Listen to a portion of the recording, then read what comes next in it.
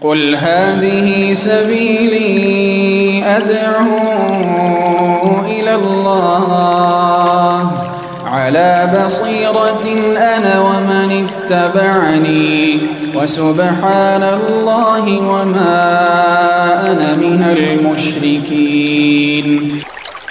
الحمد لله رب العالمين wassalatu wassalamu ala sayyidil anbiya wal mursalin wa ala alihi wa ashabihi ajma'in, amma ba'd.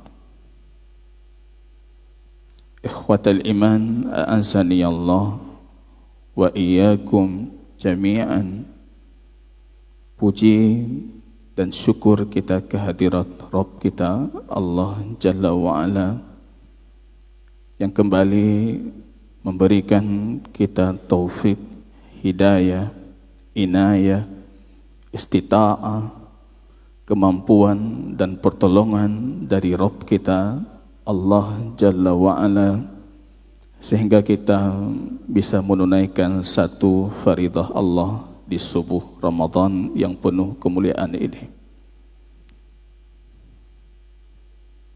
Baginda Rasul Habib kita sallallahu alaihi wasallam suatu ketika memanggil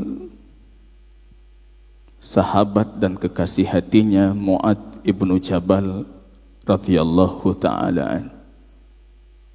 Ya Mu'adz, inni uhibbuk. Wahai Mu'adz, aku mencintaimu. Wallah ya Rasulullah fa inni uhibbuk. Demi Allah ya Nabi Allah, aku juga mencintaimu.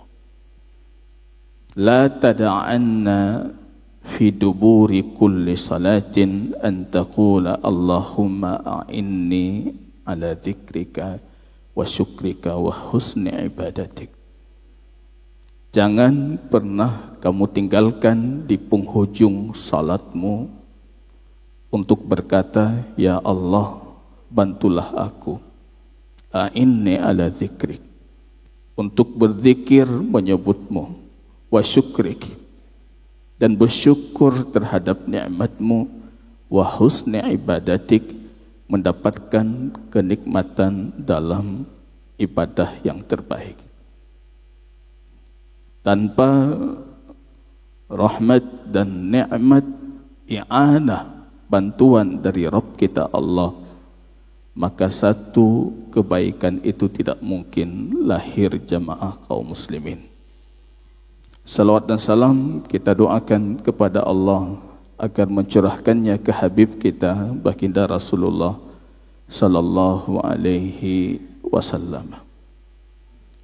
Jamaah kaum muslimin rahimani wa rahimakumullahu ta'ala, masih dalam kajian lanjutan kitab Tauhid fi Dawi Aqidati Al-Imam Asy-Syafi'i rahimahullahu ta'ala. Kajian Tauhid dan Aqidah bersumberkan pernyataan Al-Imam Asy-Syafi'i dari kitab-kitab beliau.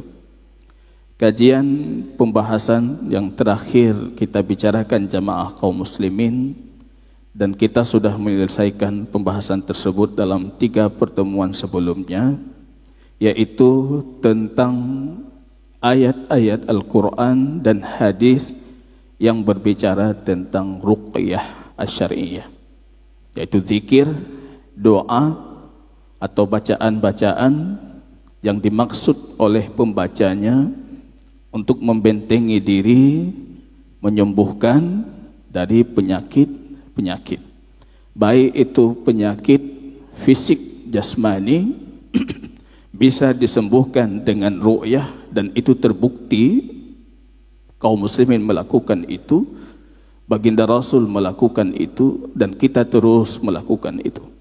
Atau penyakit nafsiyah yang sifatnya kejiwaan atau keimanan atau sihir, metafisika dan lain sebagainya. Semuanya jamaah kaum muslimin bisa diikhtiarkan dengan ru'yah asy-syar'iyyah. Sir tauhid, kata Al-Imam Ibnul Qayyim rahimahullah, rahasia dari tauhid dan akidah itu adalah bagaimana ketergantungan kita kepada Allah Subhanahu wa ta'ala. Kita pegahabat tentang tauhid, berbab-bab, berjilid-jilid, tapi ketika kita butuh bukan Allah yang kita cari, yang pun tauhid.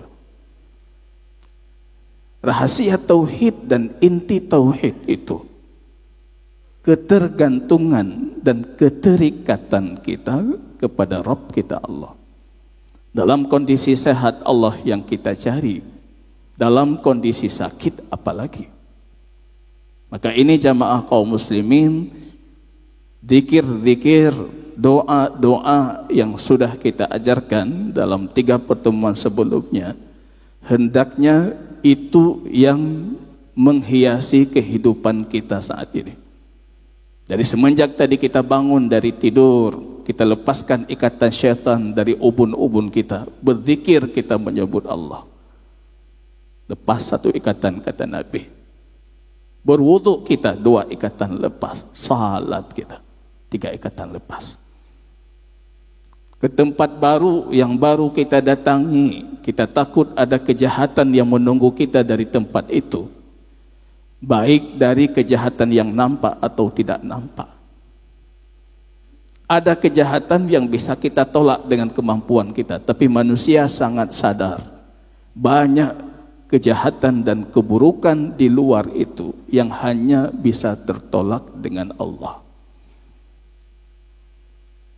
Beristi'adzah, minta perlindungan, dan jangan pernah minta kepada selain Allah. Berlindung sama Allah kita. Mau makan sesuatu, kita tidak tahu apa keburukan yang bisa hadir dari makanan itu. Bismillah, la yadhurru ma'asmihi syai'un fil ardi wala fis sama. Begitu Nabi kita mengajarkan. Dengan namamu ya Allah, maka tidak ada kemudaratan yang bisa datang baik dari langit ataupun dari bumi. Bismillah, pajuhku yang najib. Dengan keyakinan kita, maka kemudaratan itu akan terhindarkan. Maka ini terus jamaah kaum muslimin, sebagaimana baginda Nabi mengajarkan kita meru'yah diri kita, baginda Rasul juga meru'yah dirinya, meru'yah anak istrinya, meru'yah kaum muslimin, terutama dari mereka yang dalam kondisi kesakitan. Ini alternatif syar'i. Kalau kita lakukan, sekiranya kesembuhan itu tidak datang, maka pahala sudah kita dapatkan. Ustaz, kamu ulang kalau baca hana pulih, yakin kurang, ulang lagi, baca lagi. Keyakinan kita kepada Rabb kita, apapun sakit para sahabat baginda Nabi, cukup dengan membaca surah Al-Fatihah. Fa innahu raq, kata Nabi, surat itu surat ruqyah. Baca Al-Fatihah, gusuk di mana sakitnya. Dalam kondisi fitnah yang seperti ini, keburukan luar biasa di tengah kita. Mau minum air, baca Al-Fatihah, tiup airnya 3 kali. Atau mengulang bacaan sampai 3 kali, setiap kita baca kita tiup. Kita minum airnya. Insya Allah menjauhkan kita dari keburukan yang memang sudah Allah tetapkan kita untuk mendapatkan keburukan itu. Dan Nabi mengatakan itu adalah takdir. Upaya kita mencari dan berikhtiar sebab menghilangkan sebuah takdir, upaya itu juga bagian dari takdir. Iman kita kepada Allah, asyhadu an la ilaha illallah, melahirkan kita tawakul, bertawakal. Tapi iman kita terhadap Habib kita baginda Rasulullah, asyhadu anna Muhammadar Rasulullah, itu melahirkan ikhtiar mencari pengobatan. Salah satu di antaranya adalah ruqyah.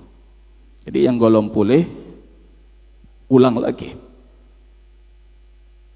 Yang kurang berpengalaman dalam meruqyah, coba latih lagi sehingga muncul siqah, keterikatan kita dengan Allah, level tinggi dari kepercayaan kita kepada Allah. Kita yakin Allah Asy-Syafi, yang maha menyembuhkan.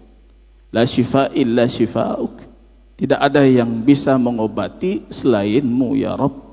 Syifaan la yughadiru saqama, kesembuhan yang tidak diikuti dengan penyakit.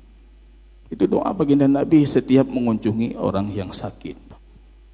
Jadi jangan pernah menyesali atau lelah untuk meruqyah diri dengan ayat-ayat Allah, Pak. Karena syaitan ini pun unik dia.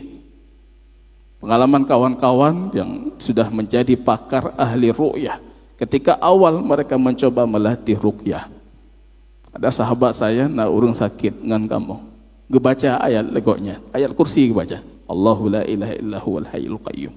Itu legend nyan la panjang bacut tu, harakat kurang, Pak. Terkecoh dia tidak mampu untuk melanjutkan ruqyah. Apalah jin itu bermain dengan kita jamaah. Baca lagi. Tidak ada namanya jin muslim yang mengganggu orang muslim. Itu kafir. Ini saya baca ayat tidak terpengaruh, Ustaz. Barangkali jinnya muslim. Kalau dia muslim, tidak mungkin dia mengganggu orang muslim. Itu jin kafir, berkedok dia. Baca lagi. Tidak ada namanya al-janu at-tayyar, jin yang bisa menghilangkan diri ketika kita ruqyah. Beberapa peruqyah pemula berfikir, kalau kita baca, ada jin yang levelnya tinggi, kita baca ayat keluar dia. Waktu sudah tidak kita baca, balik lagi dia, hana jin lagi. Asal kita sudah mau membacanya, apalagi untuk sihir yang sudah lama mendiami satu tubuh anak Adam, itu butuh waktu yang lama untuk membacanya dan keyakinan yang kuat. Lanjutkan baca. Bentengi anak kita. Penyakit, rasa stres, kejiwaan yang tidak jelas. Sekarang umat manusia berada dalam kondisi level tertinggi dari itu. Orang beriman tapi nampak dari wajahnya stres. Ruqyah diri kita. Baca Al-Baqarah di rumah-rumah kita. Atau penghujung dua ayat terakhir dari Al-Baqarah yang disebutkan oleh baginda Nabi, maqara'taha illa u'tita. Kamu tidak membaca dua ayat itu dan juga Fatihatul Kitab kecuali kamu diberikan apa yang kamu inginkan. Amanah Rasul itu, la yukallifullahu nafsan. Setelah baca itu, doakan apa yang Anda inginkan. Usap anak kita dengan ayat itu, Pak. Jangan tidur malam kecuali mu'awwidhatin sudah kita bacakan. 1 kali, 3 kali, 5 kali, atau 7 kali. Tiup, usap seluruh badan. Rasul kita melakukan itu. Yang sudah terjaga melakukan itu. Kok kita yang belum jelas ini meninggalkan petunjuk Rasul dalam hal itu? Ini jamaah kaum muslimin. Dalam satu hadis baginda Rasul, minasyirki ar-ruqyah, ar-ruqa. Di antara kesyirikan itu ruqyah. Yang dimaksud oleh Nabi, ruqyah yang tidak terpenuhi 4 syarat ruqyah syariah yang sudah kita kaji di pertemuan sebelumnya. Terutama ketika ruqyah itu diikuti dengan embel-embel kesyirikan. Nyoham pulih kecuali neme saboh manok tasi di sini. Itu masuk ke pembahasan selanjutnya. Bagian dari kesyirikan menyembelih untuk selain Allah. Ini jamaah kaum muslimin rahimani wa rahimakumullah. Inti dari nilai tauhid, ketergantungan kita kepada Rabb. Asaina masalah yang tingkat makhluk. Muncul kebutuhan yang hadir di kepala kita makhluk. Fal'iyadzubillah. Long kalan atih langit Ustaz di yubumu. Halan tu hota juli Ustaz. Long jabak beng lajo. Lupa Anda saya sampaikan ke sahabat saya. Di atas langit itu ada Rabb kita Allah. ada Rabb kita. As-Samadu, yang tempat bergantung makhluknya. Dan dia itu kaya dari segala yang dibutuhkan makhluknya. Yang paling tahu tentang kita. Al-Alim Al-Khabir, Allam Al-Ghuyub wa Syahadah. Semua Allah mengetahuinya. Kenapa kita tidak bergantung kepada zat yang demikian itu? Ini jamaah kaum muslimin rahimani wa rahimakumullahu taala. Selanjutnya, bab yang kita kaji di sini disebutkan oleh pengarang kitab kita dengan judul Majaa fi dzabhi li ghairillahi ta'ala.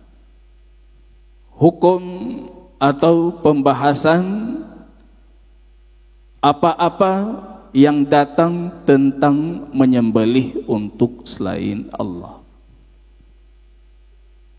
Ini bagian dari contoh-contoh kesyirikan. Ini kita masih berbicara tentang contoh syirik. Dari awal kita berbicara tentang menjadikan bintang sebagai sebab turunnya hujan, kemudian kita ikuti dengan bersumpah dengan nama selain Allah, kemudian pembahasan ruqyah, dan di situ ada ruqyah syar'iyyah, ada ruqyah syirkiyah. Selanjutnya yang kita kaji adalah menyembelih untuk selain Allah.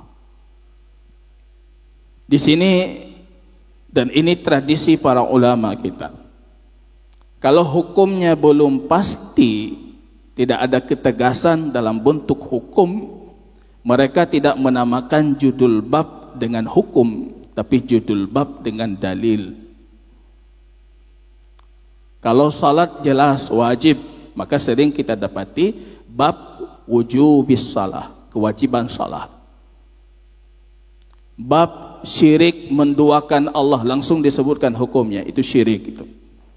Tapi kalau sekiranya judul babnya seperti ini, Majaa fi dzabhi, tentang apa yang datang dari Allah dan Rasulnya berkaitan dengan hukum menyembelih untuk selain Allah, berarti tidak ada penegasan tentang hukum di sini, masih multi hukum, tergantung kondisi orang menyembelih.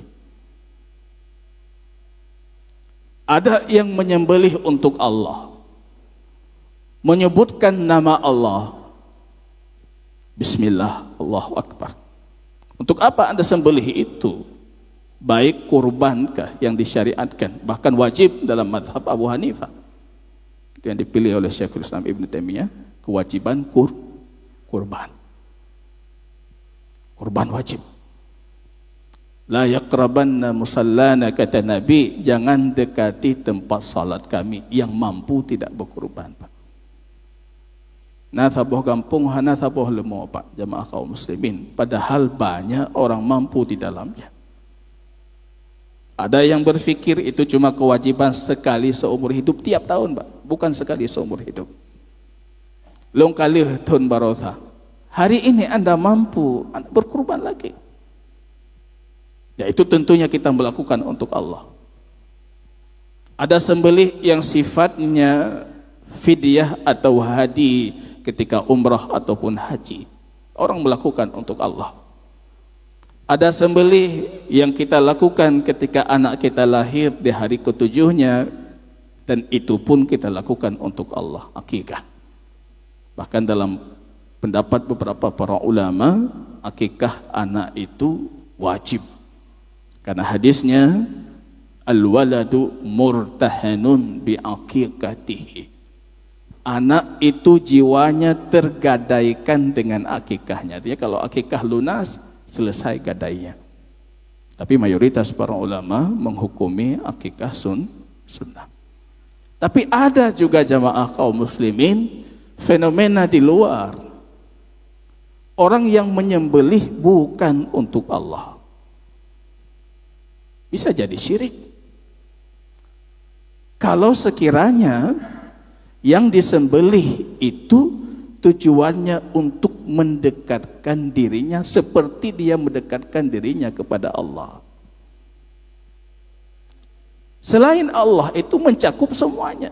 Para nabi kah, para malaikat kah, orang saleh kah, para wali kah, sekiranya sembelihan itu kita tuju untuk mereka dan mereka itu tujuan kita menyembelih, dan sembelihan itu hakikatnya adalah zullul ibadah. Para ulama kita mengatakan itu tidak ada kerendahan dalam ibadah melebihi menyembelih, Pak. Menyembelih itu level kerendahannya itu level tertinggi dari ibadah. Kalau sampai ke tahap kita menyembelih, itu puncak dari bentuk ibadah harta. Walaupun ini para ulama berselisih tentang mana ibadah harta yang terbaik, zakat atau menyembelih. Ada yang mengatakan menyembelih, tapi yang pastinya Islam itu tegak dengan zakat. Rumah Islam rukunnya zakat. Tapi menyembelih ini puncak dari tadzallul, kerendahan kita kepada Allah, sampai ke tahap menyembelih. Dalam hukum syiriknya menyembelih untuk selain Allah,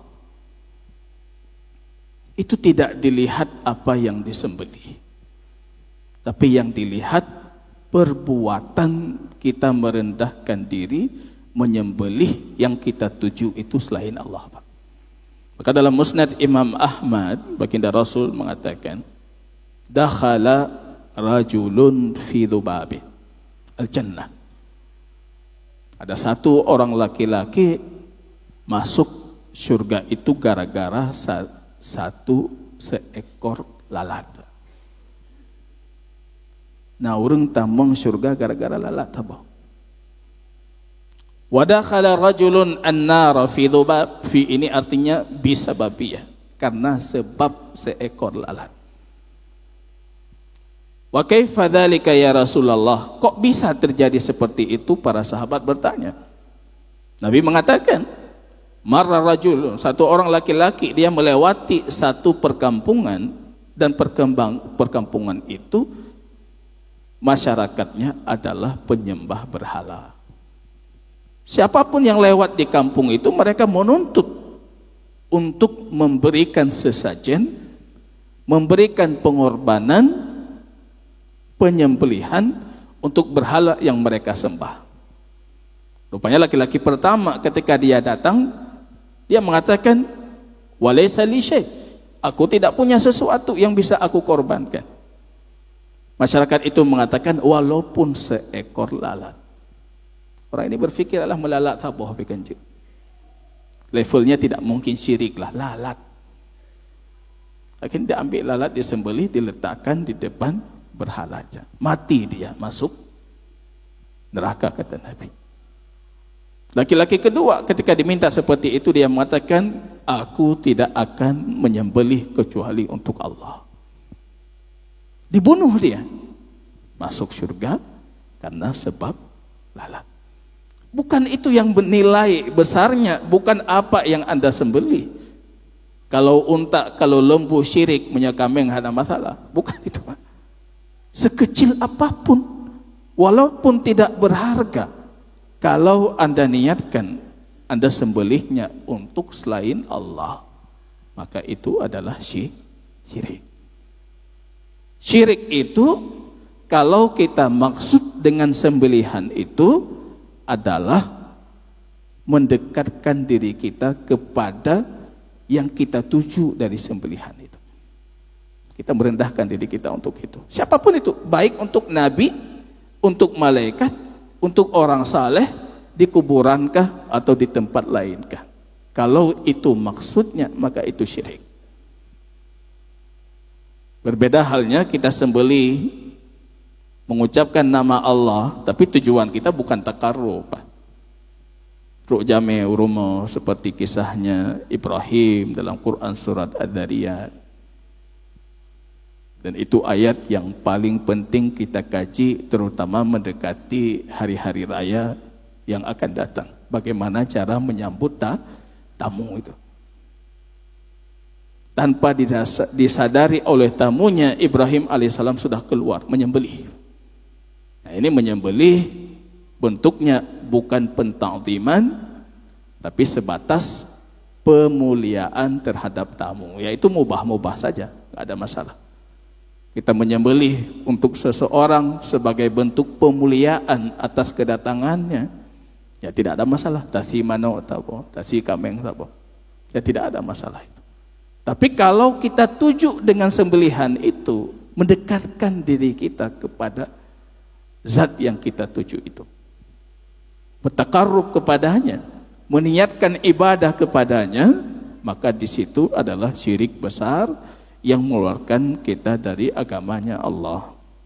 Dalilnya jamaah kaum muslimin, qala Allah Ta'ala, Allah berfirman, Qul inna salati wa nusuki wa mahyaya wa mamati lillahi rabbil alamin. Ini filosofi hidupnya seorang muslim yang beriman. Qul ya Muhammad, katakan wahai Muhammad. Quran itu bukan punya Muhammad. Muhammad cuma mengabarkan. Qul ya Muhammad, qul, katakan kepada mereka, inna salati. Dikuatkan dengan sesungguhnya bahwasanya salatku.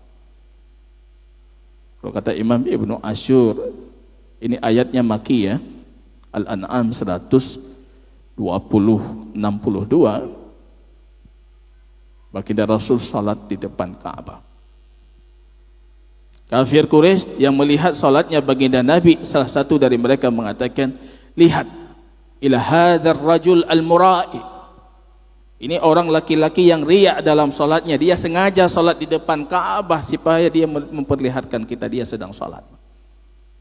Menuduh baginda Nabi riya, menampakkan salatnya dengan tujuan mencari sanjungan manusia. Coba ambil di rumahku kemarin ada sembelihan yang kita sembelih, ada bagian dalam perutnya yang sudah busuk. Siapa yang meletakkan di atasnya pundak Muhammad? Nabi sujud. Pergi salah satu dari mereka yang paling celaka dari mereka, mengambil itu meletakkan di atas pundaknya Habib kita baginda Rasul. Berat rasanya, Rasul tidak mampu mengangkat kepalanya. Enggak berlari anaknya Fatimah, berlari kepadanya Abu Bakar As-Siddiq, membantu melepaskan itu. Maka di sini datang penguatan. Katakan wahai Muhammad, bahwasanya salatku lillah, untuk Allah. Kita salat untuk siapa tadi? Allah. Kami musallin la yurfa salatuhu fawqa rasihi ala qadri shibri. Banyak yang salat kata Nabi, tapi salatnya itu tidak naik dari atas kepalanya kecuali cuma sejengkal. Tidak sampai ke langit, tidak sampai kepada Rabb kita. Karena salat bukan untuk Allah. Inna salati lillah wa nusuki. Nusuk itu bisa diartikan semua ibadah, atau arti lebih khusus dari nusuk itu menyembelih. Nusuk, fasalli li rabbika wanhar. Sembelihan hanya untuk Allah. Wa mahyaya. Ini bantahan untuk mereka kaum liberal di luar sana yang meminta kita untuk memisah antara agama kita dengan kehidupan. Ekonomi tidak tumbuh kalau syariat masuk. Yang ramai yang komen barusan ketika keluar undang-undang kita tentang ekonomi Islam di Aceh. Han maju Aceh. Ayat ini jamaah, mahyaya lillah. Hidupku itu untuk Allah. Semua kehidupan kita itu untuk Allah. Apapun yang kita lakukan dalam hidup kita untuk Allah. Agama kita tidak pernah memilah dunia dengan akhirat. Bukan di masjid itu agama, di luar masjid dunia tanpa agama. Bukan. Kita bukan umat seperti itu. Hidup kita itu lillah. Wa mamati, bahkan mati kita pun lillah. Allah yang punya kekuasaan atas kematian. Allah yang berhak dituju dengan sebuah kematian. Jadi kalau kata Imam Ibnu Ashur, mahyaya wa mamati, ini ada multi pengi'raban atau multi tasrif. Bisa diartikan masdar mahyat, yaitu kata masdar dalam bahasa Arab dari kata hayah kehidupan, wal mautu kematian, masdar mimi ditambah mim di awalnya, mahyat wal mamat. Yang itu artinya kalau kita terjemahkan dalam bahasa kita, perbuatan dan amalan kehidupan itu milik Allah. Yang kita lakukan sehari-hari itu semuanya milik Allah. Kita akan mempertanggungjawabkannya kepada Allah. Ini filosofi hidup kita. Kalau ini hilang dari diri seorang muslim, ini yang kita rasakan dan ini yang terjadi. Kita tidak pernah menghadirkan Allah. Iman terhadap kematian, iman terhadap hari akhir lemah dalam dada kaum muslimin. Padahal kalau Ramadan ini sendiri semuanya dikaitkan dengan imbalan hari akhir. Diampunkan dosa. Itqum minan nar, dibebaskan dari api neraka. Pintu syurga dibuka, pintu neraka ditutup. Itu kan semuanya berkaitan tentang hari akhir. Dan kufur yang paling diinginkan syaitan dan iblis adalah agar anak Adam ini mengkufuri hari akhir. Jangan hadir tentang hari akhir dalam dada mereka. Kalau hari akhir tidak hadir, maka muhasabah hilang. Keyakinan kita akan dihisab, keyakinan kita akan diminta pertanggungjawaban hilang dari diri kita, Pak. Kita nggak takut lagi melakukan yang haram, makan yang haram, membuat kezaliman. Tidak takut lagi. Kenapa? Karena kekhawatiran kita akan dihisab, diminta pertanggungjawaban tidak ada. Maka katakan itu, inna salati wa nusuki wa mahyaya wa mamati. Kalau kita tafsirkan ini masdar mimi, mamati itu artinya amal-amal yang aku lakukan untuk kematianku. Kita udah punya belum itu? Yang kata Nabi, idza mata ibnu Adam inqata'a lahu amaluhu illa min thalath. Kalau anak Adam mati maka terputus semua amalnya kecuali 3 tadi. Sedekah jariyah, ilmu yang bermanfaat, ataupun anak saleh yang mendoakan. Itu mamati. Amal yang kita lakukan untuk kematian, dan itu pun kita lakukan untuk Allah. Karena apa? Anak saleh yang mendoakan. Para ulama itu ketika menjelaskan apa maksud anak saleh yang mendoakan, itu ada 2 penafsiran. Penafsiran pertama, doa tidak diterima kecuali dari anak saleh. Kalau anaknya tidak saleh, kalau dia berdoa untuk orang tuanya, sebanyak apapun dia berdoa, kalau dia tidak saleh, maka doanya tertolak. Ini kalau kita katakan saleh itu sebagai syarat. Ada juga para ulama yang mengatakan saleh itu sebagai bentuk pengabaran kondisi yang sering terjadi. Kalau anak saleh, dia akan mendoakan orang tuanya. Kalau tidak saleh, tidak mungkin dia mengingat dan mendoakan orang tuanya. Apapun penafsirannya, saleh itu penting. Kita udah punya belum anak saleh? Ilmu yang bermanfaat, hanathid, wakaf, sedekah jariyah yang kita tinggalkan, yang pahalanya terus mengalir setelah kita wafat, nggak ada juga. Berarti inna salati mamati kita belum punya itu. Mamati. Kalau kita tafsirkan mahyat itu dengan ism zaman, mamat ism zaman, berarti kematian dan kehidupan zaman itu milik Allah, Pak. Di mana kita wafat? Kapan kita wafat? Bagaimana kondisi kita wafat, husnu ataupun su'ul khatimah? itu hanya milik Allah. Allah yang tahu. Dalam satu hadis baginda Nabi mengatakan, kalau Allah takdirkan seorang hamba wafat di tempat itu, maka Allah akan menjadikan dia butuh untuk tempat itu. Tinggal di Banda Aceh dari kecil kita di sini, tiba-tiba Allah takdirkan kita wafatnya di Semelu. Sebelumnya kita tidak punya kebutuhan di sana, Allah takdirkan kita butuh ke sana. Tajak kini Bantru meninggal. Itu mamati lillah. La syarika lahu wa bidzalika umirtu. Tidak ada sekutu untuk Allah. Dan seperti itu aku diperintahkan. Ini beda kalau kita terjemahkan, aku diperintahkan itu dengan itu aku diperintahkan. Kalau itu aku diperintahkan, itu penegasannya untuk sesuatu yang diperintahkan itu. Tauhid ini, itu aku diperintahkan. Kalau aku diperintahkan tauhid, berarti aku diperintah tauhid dan lain-lain.